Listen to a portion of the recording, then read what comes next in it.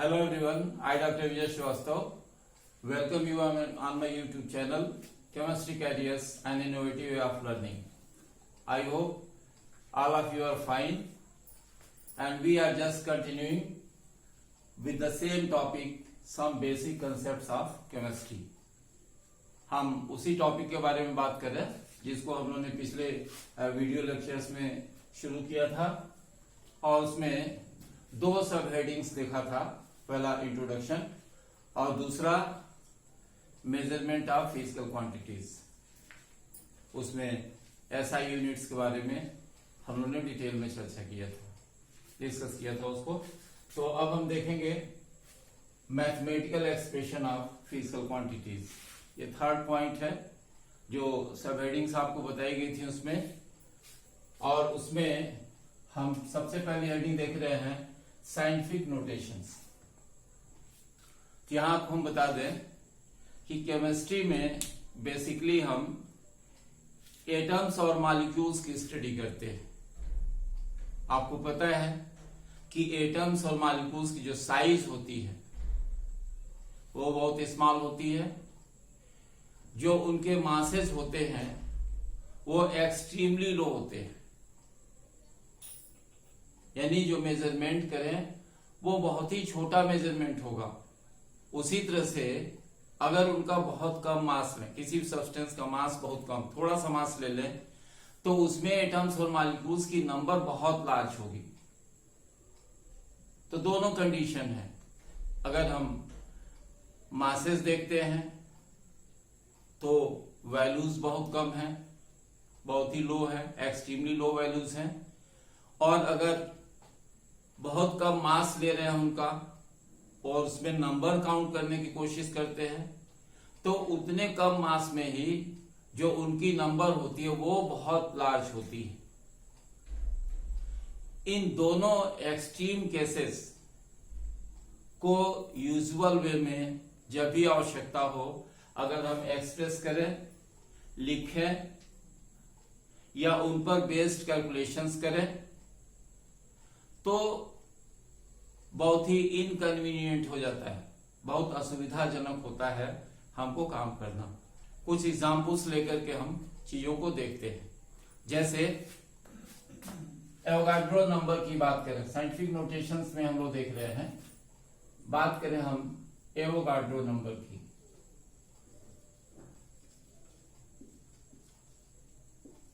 तो Avogadro number जिसे usually हम एन से या NA से रिप्रेजेंट करते हैं,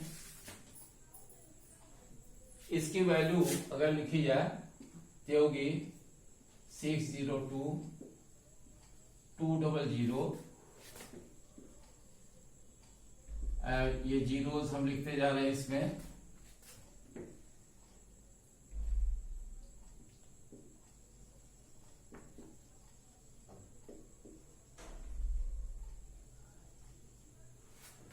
ये वैल्यूज हैं, आप देख रहे हैं इसमें टोटल डिजिट्स 3 and 3 6 plus 3 9 12 15 18 21 24 ये डिजिट्स हैं। मतलब इसमें 24 डिजिट्स हैं। तो ये बहुत जो वैल्यू है बहुत लार्ज है। तो इस वैल्यू को हर जगह यूज करना हो, अगर उसमें मल्टीप्लिकेशन करना हो, डिवीजन करना हो, तो बहुत ही इनकन्वीनियंट होगा, बहुत ही असुविधाजनक होगा इस सब के कैलकुलेशंस पे हर बार लिखना, क्योंकि जीरोस काउंट करने में, मेंशन करने में काफी डिफिकल्टी होगी और एक्यूरेसी नहीं रह पाएगी। इसी तरह से अगर हम जैसे बात करें प्लैंक्स कांस्टेंट की, जिसे स्मॉल h से रिप्रेजेंट करते हैं, तो इसकी वैल्यू जो होती है वो बहुत कम होती है, एक्सट्रीमली लो होती है। तो उस वैल्यू को हम मेंशन करें या हम बात करें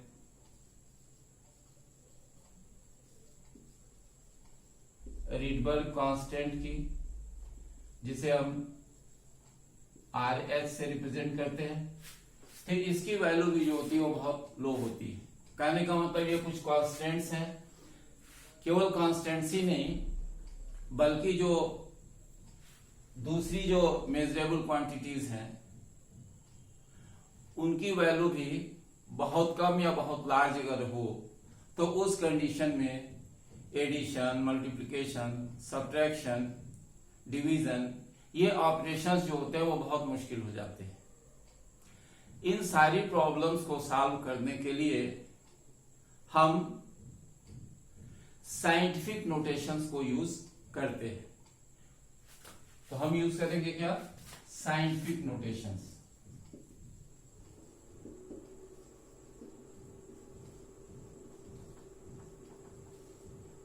साइंटिफिक नोटेशंस को हम एक्सपोनेंशियल नोटेशंस भी कहते हैं।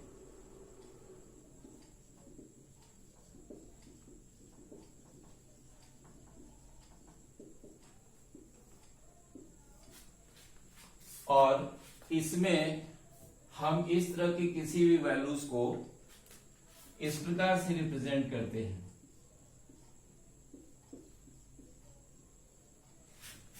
Capital N into 10 to power small n। ये एक्सपोनेंट हो गया जिसकी वैल्यू पॉजिटिव या निगेटिव कुछ भी हो सकती है, और n जो है ये नंबर है जिसकी वैल्यू 1 to 10 कुछ भी हो सकती है। तो इस वे में जब हम एक्सप्रेस करते हैं इस तरह की क्वांटिटीज को, तो उस केस में हमारा जो मेजरमेंट है, हमारे जो ऑपरेशंस हैं, जो भी करने हैं हमको कैलकुलेशंस में या लिखना है उसी क्वांटिटी को, ये सारी चीजें बहुत इजी हो जाती हैं।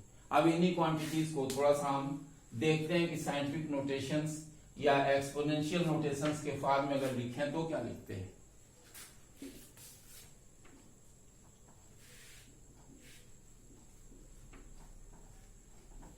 तो साइंटिफिक नोटेशंस में ये जो एवोगाड्रो नंबर है जिसको यहां हमने मेंशन किया है, इसकी वैल्यू होती है 6.022 इंटू 10 टू पावर 23। ये वैल्यू है इसकी। ये इसमें कैपिटल N हो गया और ये जो था वो स्मॉल n हो गया, ये वैल्यू हो गई। उसी तरह से अगर हम प्लैंक्स कांस्टेंट की वैल्यू लिखें तो वैल्यू है 6.626 into 10 to power -34 joule second, ये वैल्यू हो गई। तो ये 6.626 ये वैल्यू जो होती है ये कैपिटल N को रिप्रेजेंट कर रही है, और ये 10 टू पावर ये जो वैल्यू लिखे -34 ये जो पावर है वो n को रिप्रेजेंट कर रही है। तो आपको बताया गया था कि जो स्मॉल n की वैल्यू है वो पॉजिटिव भी हो सकती है और निगेटिव भी हो सकती है। इसी तरह से अगर रेगुलर कांस्टेंट के लिए लिखें तो इसकी वैल्यू होती है 2.18 इंटू 10 टू पावर -18 जूल, ये वैल्यू होती है। तो इसमें ये वैल्यू जो होगी वो n है, कैपिटल N, और ये जो वैल्यू है वो स्मॉल है। तो इससे हमने देखा कि जो वैल्यूज हैं, जो क्वांटिटीज हैं, चाहे वो एक्सट्रीमली लो क्वांटिटीज हो या एक्सट्रीमली हाई हो, दोनों को बहुत हम इजी वे में लिख सकते हैं। अब इसका यूज अगर हमको करना हो मल्टीप्लिकेशन में या डिवीजन में तो कैसे करेंगे, कुछ एग्जाम्पल से देख सकते हैं।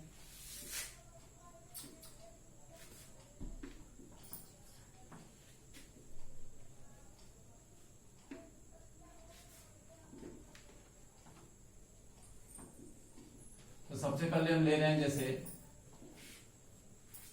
मल्टीप्लिकेशन और डिवीजन।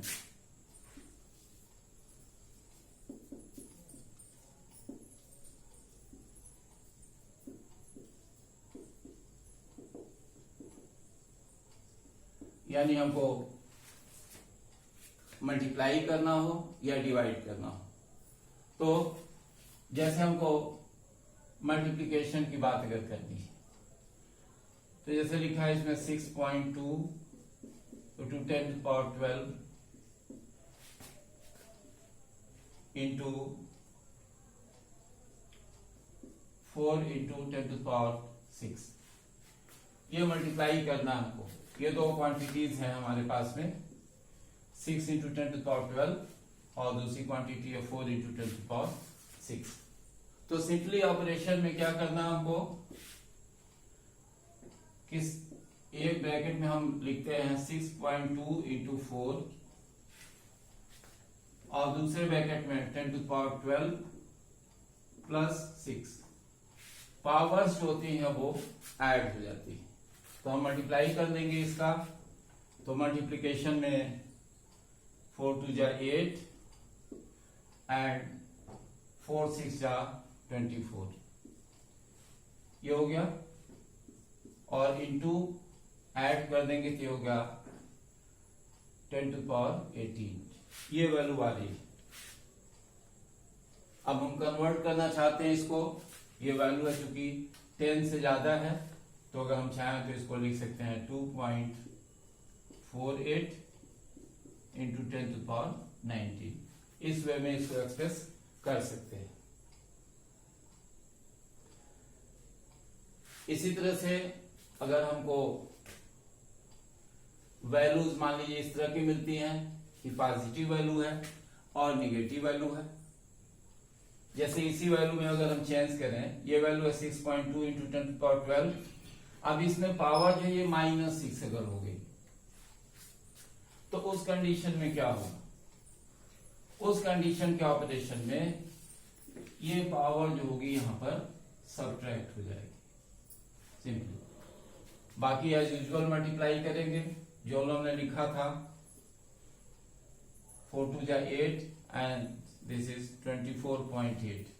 अब ये जो पावर आएगी ये सब्ट्रैक्ट करने के बाद से 6 हो गई, और इसको हम फर्दर लिखें तो 2.48 into 10 to the power 7। तो इस तरह से वैल्यू हम लिख सकते हैं मल्टीप्लिकेशन। तो बताया आपको कि मल्टीप्लाई करना हो तो कैसे करेंगे, डिवाइड करना हो आपको तो डिविजन्स में देखिए, डिवीजन का एग्जांपल अगर लेके देखें,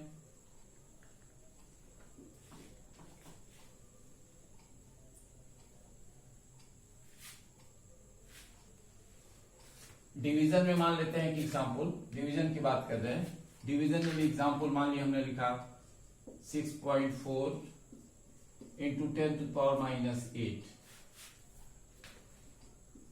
और इसको डिवाइड करना हमको 1.6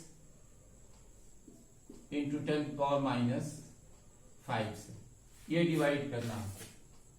तो क्या करेंगे, इसको हम इसको लिख सकते हैं इस तरह से 6.4 on 1.6 ऐसे लिखें, और इंटू 10 to the power -8, और ये जो वैल्यू है ये जब ऊपर आएगी तो पॉजिटिव हो जाएगी, यानी +5 हो जाएगी।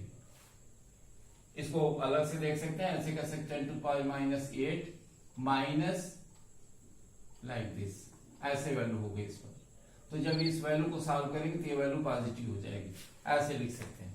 इसको हम इस तरह से भी कह सकते हैं कि 6.4 और डिवीजन का साइन 1.6 और इंटू में वैल्यू गए 10 to the power -8 + 5 like this, ऐसे भी लिख सकते हैं। तो इसको सॉल्व करेंगे, ये डिवाइड होगा, ये 4 हो गया 4.0, और ये वैल्यू हो गई इसकी, दोनों का डिफरेंस, एक निगेटिव वैल्यू और एक पॉजिटिव। निगेटिव की वैल्यू ज्यादा है तो इसमें से इसको सब्ट्रैक्ट कर देंगे, वैल्यू 3 हो गई, ये हो गया 10 to the power -3। तो इस तरह से हमने देखा कि डिवीजन कैसे करते हैं। यहां पावर्स अलग अलग है, वैल्यूज निगेटिव या पॉजिटिव है, कोई प्रॉब्लम नहीं है, आप इजीली डिवाइड कर सकते हैं, इजीली मल्टीप्लाई कर सकते हैं। लेकिन अगर एडिशन करना हो और सब्ट्रैक्शन करना हो तो उस केसेस में पावर्स का सेम होना जरूरी है। तो हम बात करेंगे अभी एडिशन और सब्ट्रैक्शन की। दो ऑपरेशंस देखते हैं इसमें।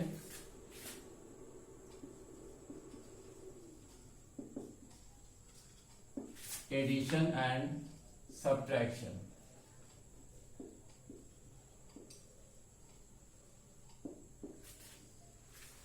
एडिशन और सब्ट्रैक्शन में मान लीजिए हमको देखना है, तो फर्स्ट हम ले रहे हैं एडिशन।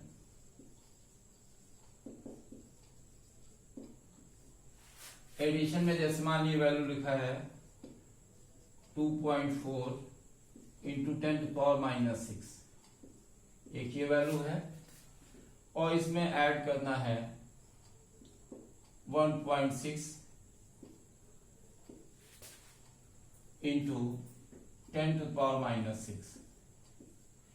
तो यहां कोई प्रॉब्लम नहीं है, इसलिए कि पावर्स जो है वो सेम है। तो इस ऑपरेशन में सिंपली हम ये जो डिजिट्स हैं 2.4 प्लस 1.6 इसको एक साथ कर लेते हैं प्लस करके, चूंकि ऑपरेशन प्लस का है, और इनटू ये वैल्यू जो होती है, जो पावर है सेम है, ये कॉमन हो गया दोनों में, तो इसको इस तरह से एक्सप्रेस कर सकते हैं। इसको ऐड कर देंगे तो ये वैल्यू जो होती है ये 0 हो गया, और ये 4, तो 4.0 इंटू 10⁻⁻6 ये वैल्यू इस तरह से आ जाएगी। कोई प्रॉब्लम इसमें नहीं।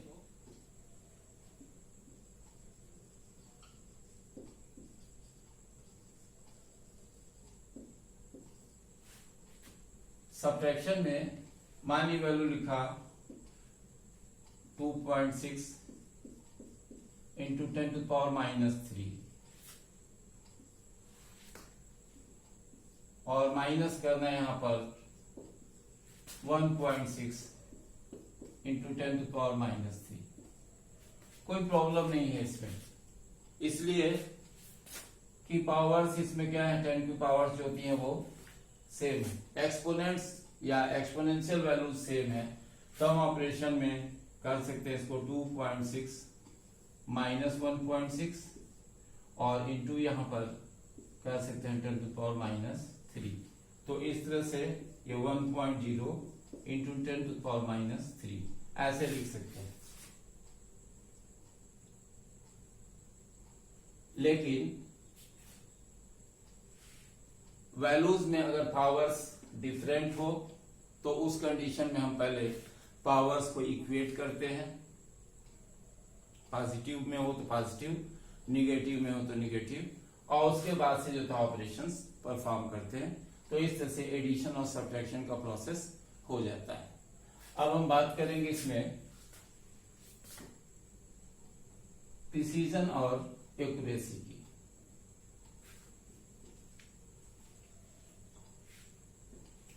तो नेक्स्ट हेडिंग हमारी है प्रिसीजन एंड एक्यूरेसी।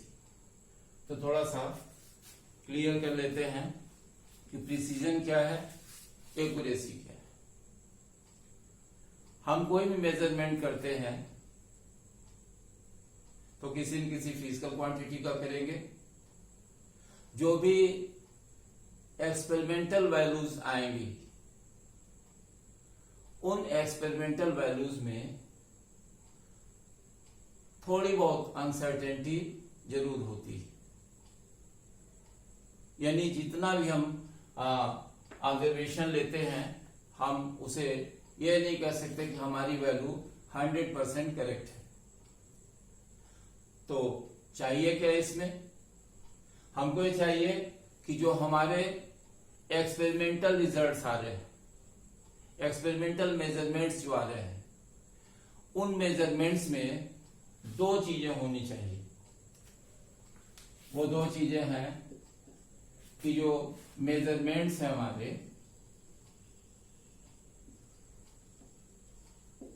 ये मेजरमेंट्स प्रिसाइज होने चाहिए और एक्यूरेट होने चाहिए।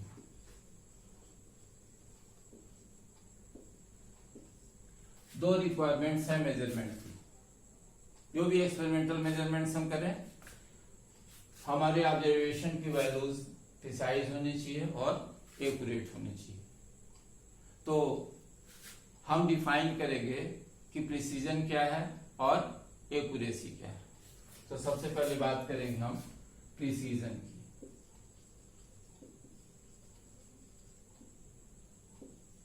प्रिसीजन है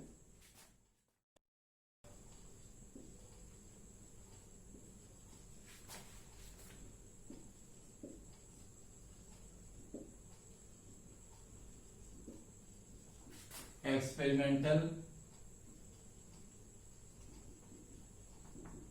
measurements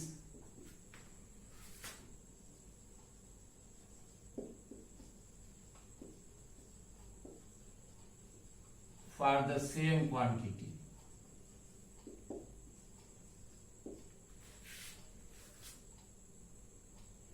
Precision is closeness of experimental measurements for the same quantity. अभी इसको क्लियर करेंगे कि प्रिसीजन एक्चुअली है क्या। सेकेंड टर्म हमारा है accuracy.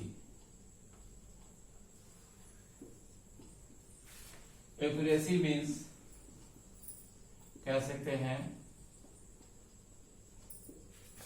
Agreement of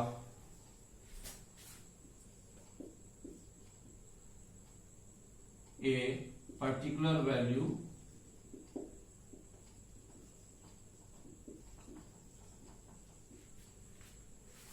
to the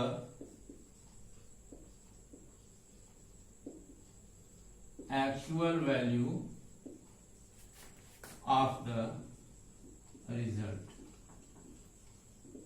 अब दोनों चीजों को थोड़ा सा हम क्लियर करते हैं कि प्रिसीजन क्या हुआ और एक्यूरेसी क्या हुई। जो हमारे ऑब्जर्वेशंस हैं वो कब प्रिसाइज कहलाएंगे और कब एक्यूरेट कहलाएंगे। तो पहले डिफाइन किया प्रिसीजन को। Precision is the closeness of experimental measurements for the same quantity.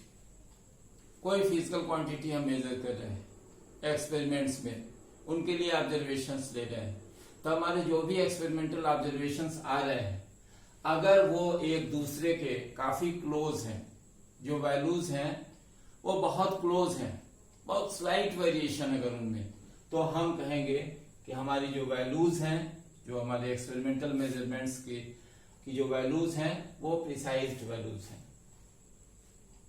अब बात करेंगे थोड़ा सा एक्यूरेसी के लिए कि एक्यूरेसी क्या हुई। तब मान लीजिए जिस फिजिकल क्वांटिटी को हम मेजर कर रहे हैं उसकी स्टैंडर्ड वैल्यू या एग्जैक्ट वैल्यू जो है हमको पहले से पता है कि इसके वैल्यू इतनी आएगी, यह हमें पता है, नोन वैल्यू है।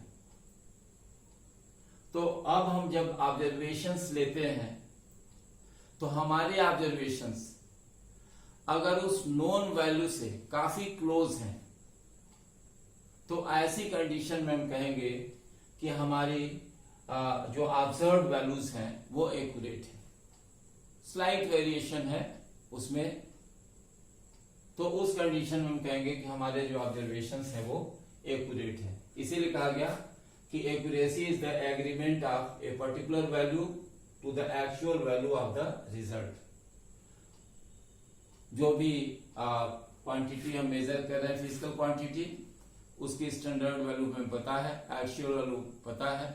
हमने एक ऑब्जर्वेशन लिया, सिंपली एक ऑब्जर्वेशन लिया, एक मेजरमेंट किया, और अगर उसकी वैल्यू उस स्टैंडर्ड वैल्यू के काफी क्लोज आई तो हम कहेंगे कि हमने जो मेजरमेंट लिया वो एक्यूरेट मेजरमेंट है, यानी हमारे मेजरमेंट में एक्यूरेसी है। हम इसे एक एग्जाम्पल लेकर के समझ सकते हैं। जैसे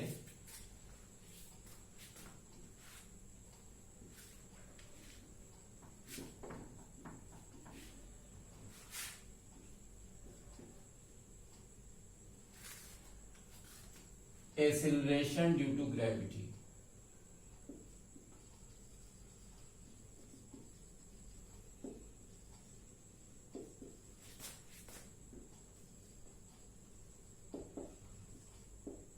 इसे हम स्मॉल जी से रिप्रेजेंट करते हैं।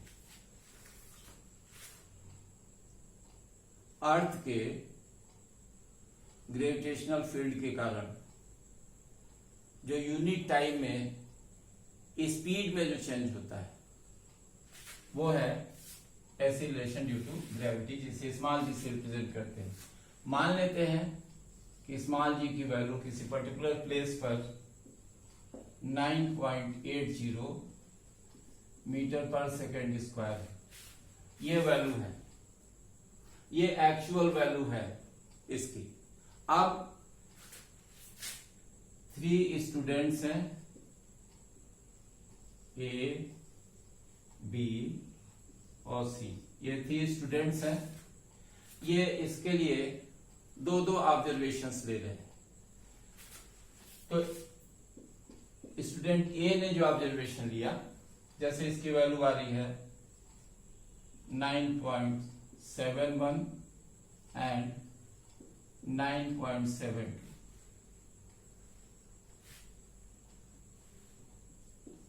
जो बी है इसकी वैल्यू आ रही है, इसके ऑब्जर्वेशन की वैल्यू 9.76 एंड 9.85। जो सी है, स्टूडेंट सी, इसके ऑब्जर्वेशन की वैल्यू है वैल्यूज है इसकी 9.79 एंड 9.81। ये सभी मीटर पर सेकेंड स्क्वायर में वैल्यूज है। तो अब हम अगर इनके ऑब्जर्वेशंस को, ये जो 3 स्टूडेंट्स हैं ए, बी एंड सी, इनके ऑब्जर्वेशंस को अगर हम एग्जामिन करें तो हम देख रहे हैं कि स्टूडेंट ए के द्वारा जो ऑब्जर्व वैल्यूज हैं ये आपस में तो काफी क्लोज हैं, लेकिन इससे काफी डिफरेंट जो एक्चुअल वैल्यू है, या जो स्टैंडर्ड वैल्यू थोड़ी देर के लिए कहें, उससे काफी डिफरेंट है। तो हम कहते हैं कि स्टूडेंट ए के जो ऑब्जर्वेशंस हैं ये ऑब्जर्वेशंस प्रिसाइज, मतलब इनके ऑब्जर्वेशंस आपस में काफी क्लोज हैं, एक्चुअल वैल्यू से भले डिफरेंट है,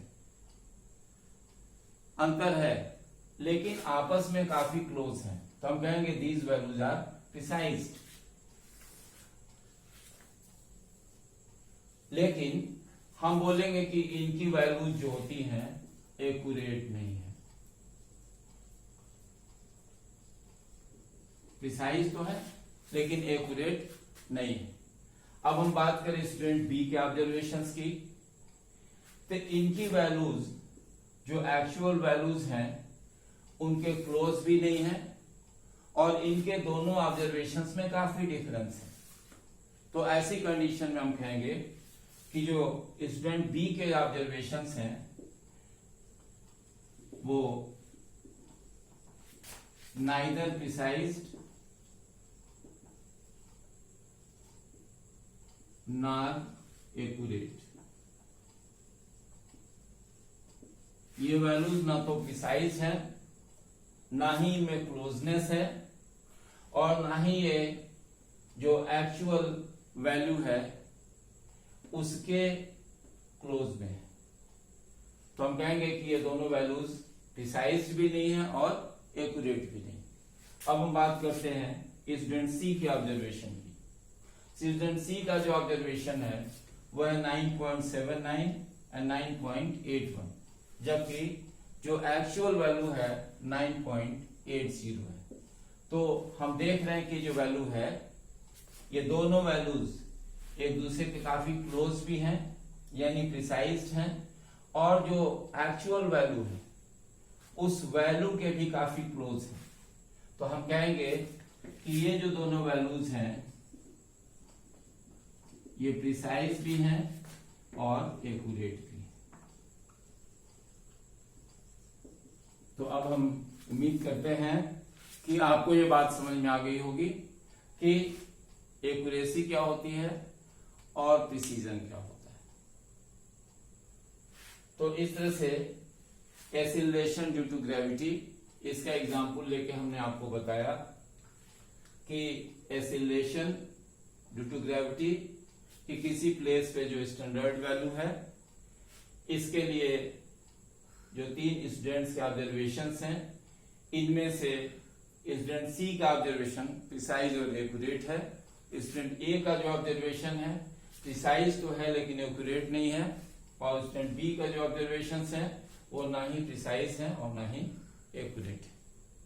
तो इस तरह से उम्मीद करते हैं कि आपको ये बात समझ में आई होगी कि what is meant by precision and what is meant by accuracy, और किसी भी मेजरमेंट में इनकी इंपॉर्टेंस क्या है। तो इससे क्लियर हुआ कि जब भी हम कोई मेजरमेंट करें, किसी फिजिकल क्वांटिटी का मेजरमेंट करें, जब भी एक्सपेरिमेंटल ऑब्जर्वेशंस लें, तो हमारी एक्सपेरिमेंटल स्किल इस तरह की होनी चाहिए कि हमारी जो ऑब्जर्व्ड वैल्यूज हो या हमारे जो एक्सपेरिमेंटल मेजरमेंट्स हैं वो प्रिसाइज भी हो और एक्यूरेट भी हो। अब हम बात करेंगे इसमें सिग्निफिकेंट फिगर्स की।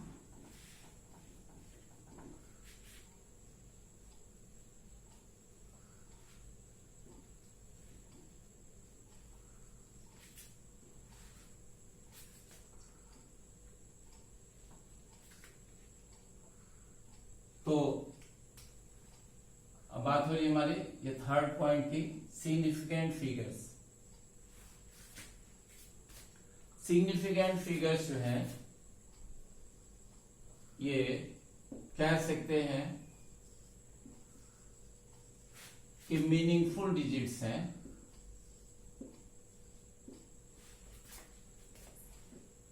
लेकिन इनमें कुछ अनसर्टेनिटी होती है।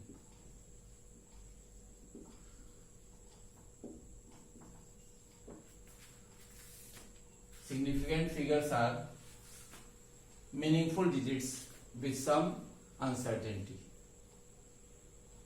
This uncertainty is known. जो अनसर्टेनिटी होती है उनको पता होती है। अब हम थोड़ा सा क्लेरिफाई करेंगे इसको।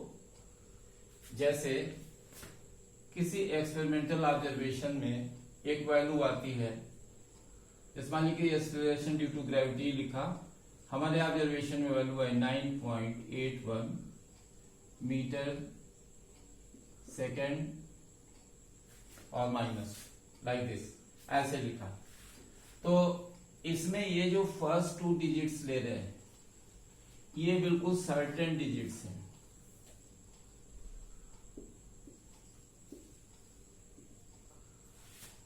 और ये जो लास्ट डिजिट है ये अनसर्टेन है।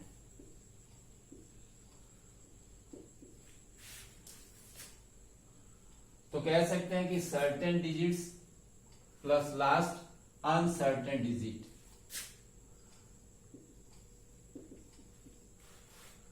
ये मिलकर के सिग्निफिकेंट फिगर्स कहलाती है। अब जो सिग्निफिकेंट फिगर्स हैं उनको फाइंड आउट करने के लिए कुछ रूल्स होंगे कि किन कंडीशंस में किन को हम सिग्निफिकेंट फिगर्स कहेंगे। तो रूल्स हम जान लेते हैं इसमें सिग्निफिकेंट फिगर्स के लिए।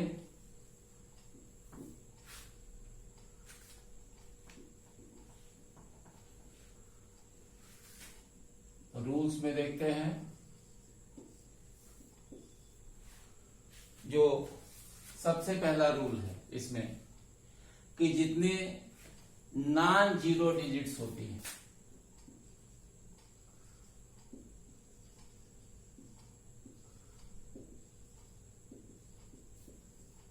अगर कोई क्वांटिटी लिखा हमने, कोई मेजरमेंट किया, जो भी वैल्यूज आई सब में जो डिजिट्स है वो नॉन जीरो डिजिट्स है, ये जो होते हैं सिग्निफिकेंट फिगर्स कहलाएंगे। जैसे किसी वैल्यू को हमने लिखा, ये वैल्यू हो गई 231, तो इसमें सिग्निफिकेंट फिगर्स की नंबर 3 हो गई। जैसे लिखा 4561, तो इसमें सिग्निफिकेंट फिगर्स की नंबर 4 हो गई। ये बताया आपको कि जो सभी नॉन जीरो डिजिट्स होती हैं वो सिग्निफिकेंट फिगर्स कहलाती है। दूसरा रूल है कि अगर किसी वैल्यू में जो फर्स्ट नॉन जीरो डिजिट है उसके पहले जीरोस अवेलेबल है, स्पेशली जब हम डेसिमल रिप्रेजेंटेशंस लिखते हैं उस केस में, तो जो जीरोस लिखी जाती है वो सिग्निफिकेंट फिगर्स नहीं होती हैं। जैसे हमने लिखा 0.00625, तो इसमें जो सिग्निफिकेंट फिगर्स की नंबर है वो केवल 3 है। ये जो जीरोस लिखी गई है ये पोजीशंस को बताती है, डेसिमल पॉइंट की पोजीशंस को बताती है, इनको सिग्निफिकेंट फिगर्स में काउंट नहीं करते। तो पहली बात बताई कि जो सभी नॉन जीरो डिजिट्स होती हैं वो सिग्निफिकेंट फिगर्स है। दूसरा बताया आपको कि कोई नॉन जीरो डिजिट वाली वैल्यू है, उसकी फर्स्ट नॉन जीरो डिजिट के पहले जीरोस अगर मेंशन है, जैसे कि डेसिमल के केसेस में आता है, तो इसमें जितने भी जीरोस होते हैं फर्स्ट नॉन जीरो डिजिट के पहले, ये पोजीशन को बताते हैं डेसिमल पॉइंट के, इनको सिग्निफिकेंट फिगर्स में काउंट नहीं करते। जो थर्ड पॉइंट है इसमें कि अगर नॉन जीरो डिजिट्स के बीच में अगर कोई जीरो आ गया तो उस कंडीशन में उसको भी हम सिग्निफिकेंट फिगर्स के फॉर्म में कंसीडर करते हैं। जैसे लिखा हमने वैल्यू 6031, तो इसमें जीरो भी सिग्निफिकेंट फिगर है। तो कहने का मतलब एक सिंपल वे में है कि ये 6 नॉन जीरो डिजिट है, 3 नॉन जीरो डिजिट है, 1 नॉन जीरो डिजिट है, ये जीरो जो होता है इनके बीच में कहीं आया है, तो ये किस में काउंट होगा? ये भी सिग्निफिकेंट फिगर्स में काउंट हो जाता है। अब हम बात करते हैं इसमें कि जीरो अगर एक्सट्रीम राइट में हो तो उसे हम सिग्निफिकेंट फिगर के रूप में काउंट करते हैं। जैसे कि डेसिमल के केस में भी आया तो हम उसे काउंट करेंगे एक्सट्रीम राइट में अगर आता है तो। जैसे लिखा हमने, ये वैल्यू लिखी 9.80, ऐसे लिखा, तो इस केस में जो सिग्निफिकेंट फिगर्स की नंबर होगी वो 3 होगी, ना कि 2 कही जाए। तो इस तरह से हम लोगों ने देखा ये रूल्स कि नॉन जीरो डिजिट्स जितनी होती हैं ये सिग्निफिकेंट फिगर्स में है, और अगर फर्स्ट नॉन जीरो डिजिट के पहले डेसिमल के केसेस में अगर जीरोस आते हैं तो वो पोजीशन को बताते हैं डेसिमल पॉइंट के, और अगर जीरो नॉन जीरो डिजिट्स के बीच में आए तो वो सिग्निफिकेंट फिगर्स में काउंट होगा, और अगर जीरो किसी ऑब्जर्वेशन में या किसी वैल्यू में एक्सिल राइट में आए और डेसिमल के बाद आ रहा है तो उस कंडीशन में वो भी जो होता है सिग्निफिकेंट फिगर में काउंट होता है। तो इस तरह से हम लोगों ने देखा कि सिग्निफिकेंट फिगर्स क्या होती हैं और इनको पता करने के कौन कौन से रूल्स हैं। सिग्निफिकेंट फिगर्स में लास्ट पॉइंट है काउंटिंग ऑफ ऑब्जेक्ट्स। अगर हम ऑब्जेक्ट्स की काउंटिंग करते हैं, जैसे मैंगोज हैं या कोई और ऑब्जेक्ट है, एग्स हैं, फ्रूट्स हैं या ग्रेन्स हैं, कुछ भी काउंट करते हैं तो उनकी जो भी नंबर आती है वो सब सिग्निफिकेंट फिगर होती है। जैसे मान लीजिए कि हम काउंट कर रहे हैं फ्लावर्स, रोज फ्लावर्स हमारे पास है और उनकी नंबर काउंट करते हैं, नंबर आ गई होती है 221, तो ये जो थी वो सिग्निफिकेंट फिगर हो जाएगी, इसमें कोई चेंज नहीं होगा। तो इस तरह से बताया कि सिग्निफिकेंट फिगर्स के रूल्स क्या है। अब हम देखेंगे कि अगर हम साइंटिफिक नोटेशन लिखते हैं तो उसमें क्या रिजल्ट मिलता है।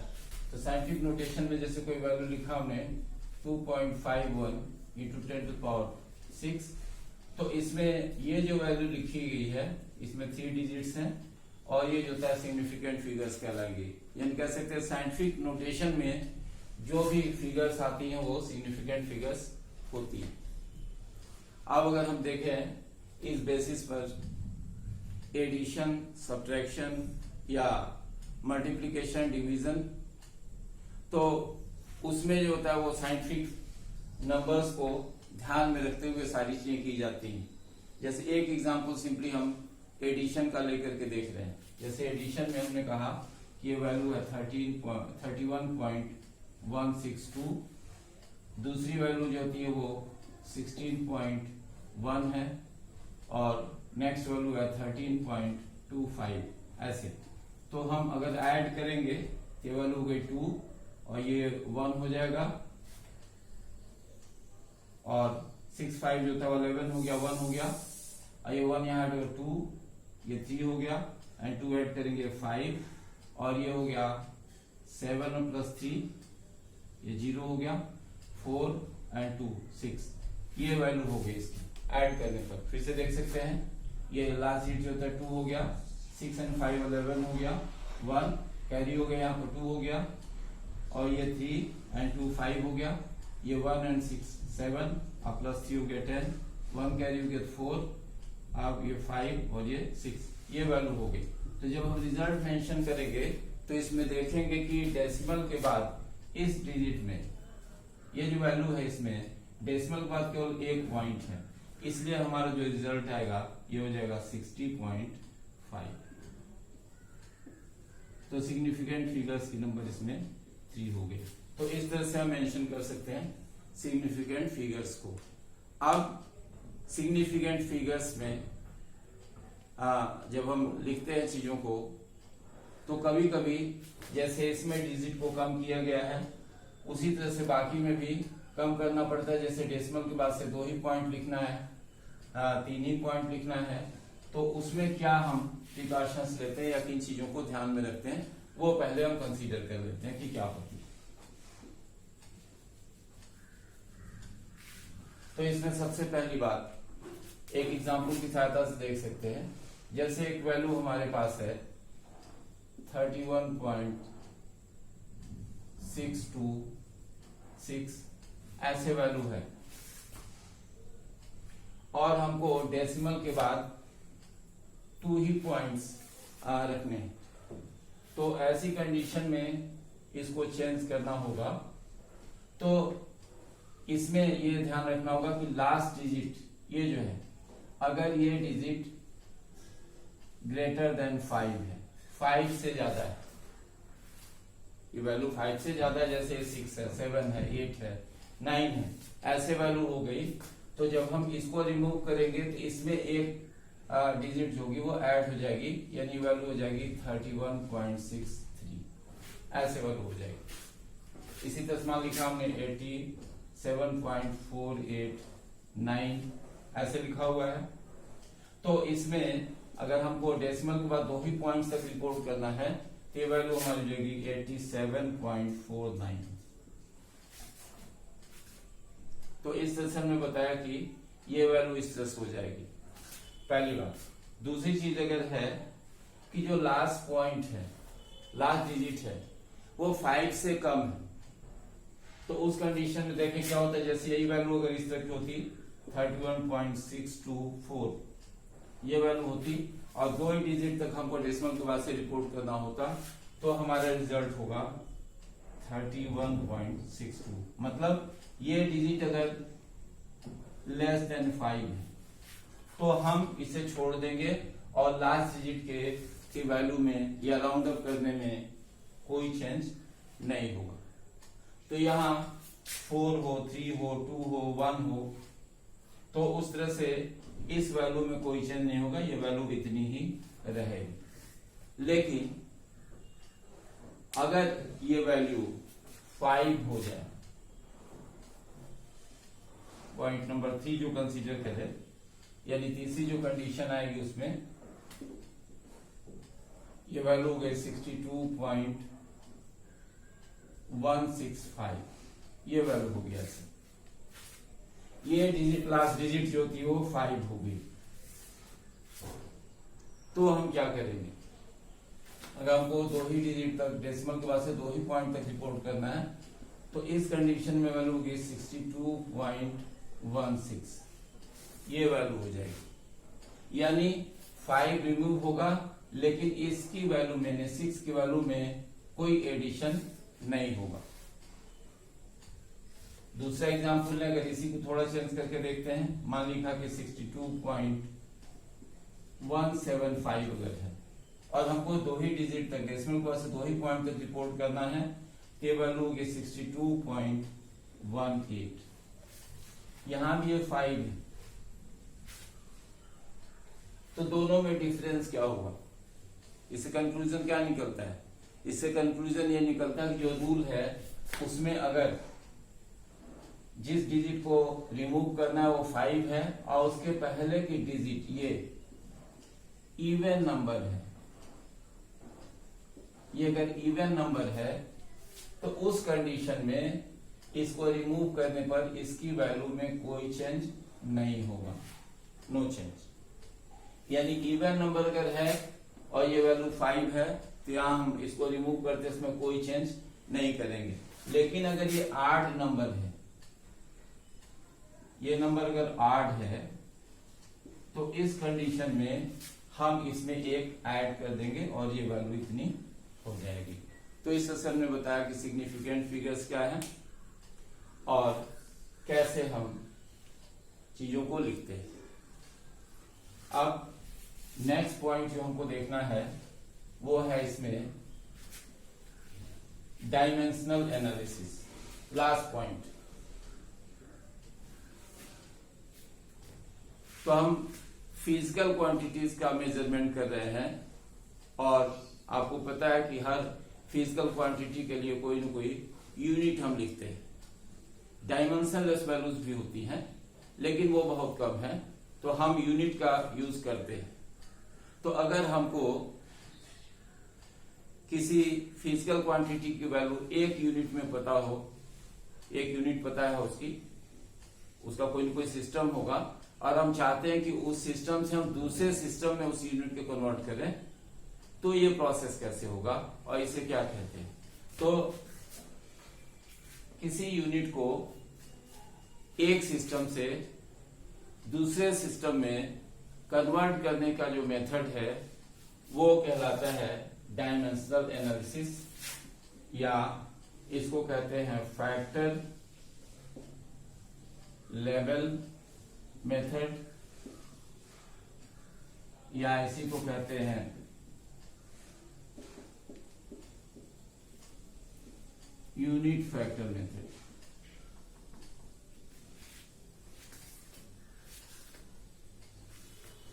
यानी कह सकते हैं कि the conversion of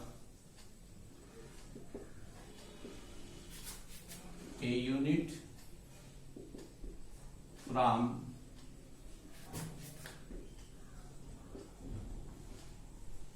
one system to the other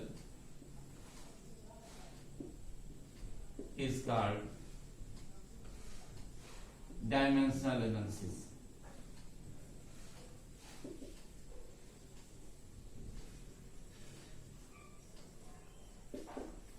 यानी किसी भी फिजिकल क्वांटिटी की जो यूनिट है उस यूनिट को एक सिस्टम से दूसरे सिस्टम में कन्वर्ट करें, तो ये जो तरीका होगा, जो वे होगा, जो मेथड होगा, वो कहलाएगा डायमेंशनल एनालिसिस या फैक्टर लेवल मेथड या यूनिट फैक्टर मेथड। कुछ एग्जांपल्स की सहायता से इसे हम थोड़ा क्लियर कर सकते हैं।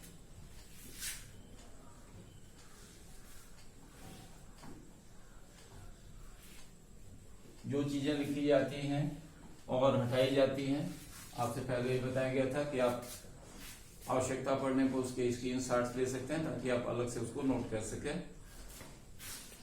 तो इसमें जैसे मान लीजिए हम कह रहे हैं कि एक रूम है और इस रूम की लेंथ 6 मीटर है। रूम की लेंथ जो है वो 6 मीटर है। हम चाहते हैं कि इसकी लेंथ को, जो लेंथ है 6 मीटर, इस लेंथ को हम बताएं कि ये कितने सेंटीमीटर होगी। तो इसके लिए हम ये देखते हैं, हमको पता है कि 1 मीटर इक्वल्स टू 100 सेंटीमीटर। तो हम इसे कह सकते हैं इससे कि 1 metre upon 100 centimetre equals to 1, और यही इक्वल हो जाएगा 100 सेंटीमीटर अपॉन 1 मीटर। तो ये जो वैल्यूज लिखी जा रही हैं ये यूनिट फैक्टर कहलाएंगे। इनको हम कहते हैं यूनिट फैक्टर,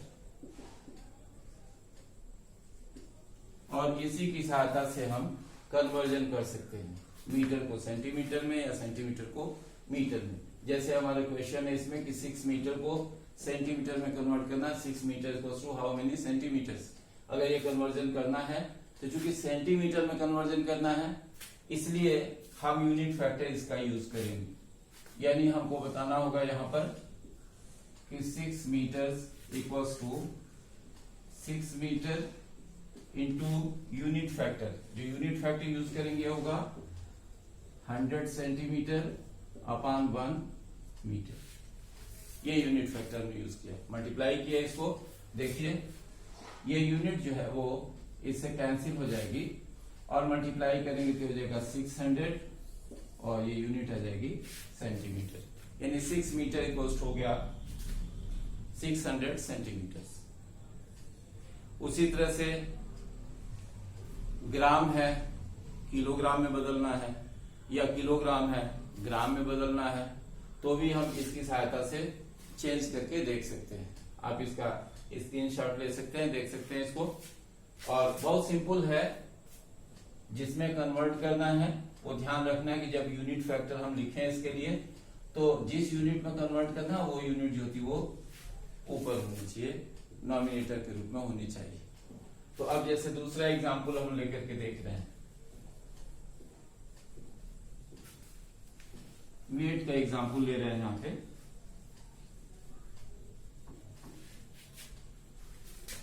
जैसे वेट या मास की बात करें, क्योंकि मास की यूनिट जो होगी वो ग्राम या किलोग्राम होगी।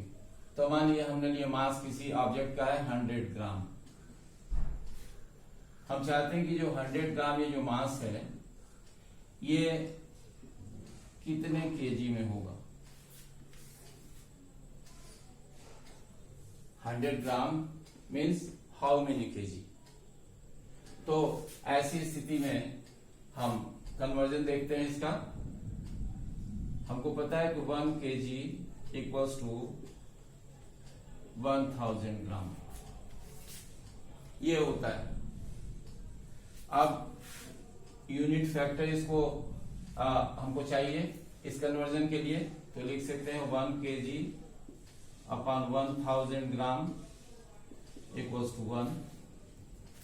और ये इक्वल्स हो जाएगा 1000 ग्राम अपॉन 1 केजी। तो ये दो यूनिट फैक्टर हो गई, एक ये और एक ये।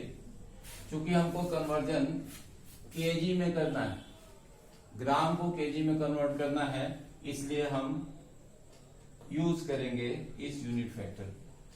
तो हम लिख सकते हैं यहां पर कि 100 ग्राम्स इक्वल्स टू, अभी हम करें यहाँ 100 ग्राम है इंटू यूनिट फैक्टर इसका हो गया 1 केजी अपॉन 1000 ग्राम। ये ग्राम से ग्राम यूनिट कैंसिल हो गई, ये दो जीरो जो होते हैं इसे कैंसिल हो गए, ये हो गया 1 अपॉन 10 या कह सकते हैं 0.1 और यूनिट हो गई इसकी केजी। तो इस तरह से हो गया कि 100 ग्राम इक्वल्स टू 0.1 केजी। तो इसी तरह से हम डायमेंशनल एनालिसिस की सहायता से एक यूनिट को एक सिस्टम से हम दूसरे सिस्टम में कन्वर्ट कर सकते हैं। तो इस वीडियो लेक्चर में इतना ही। उम्मीद करते हैं कि ये वीडियो आपको पसंद आएगा। अगर आपको वीडियो पसंद आए तो इसे लाइक कीजिए, अगर चैनल को सब्सक्राइब नहीं किया तो सब्सक्राइब कीजिए और कमेंट बॉक्स में अपने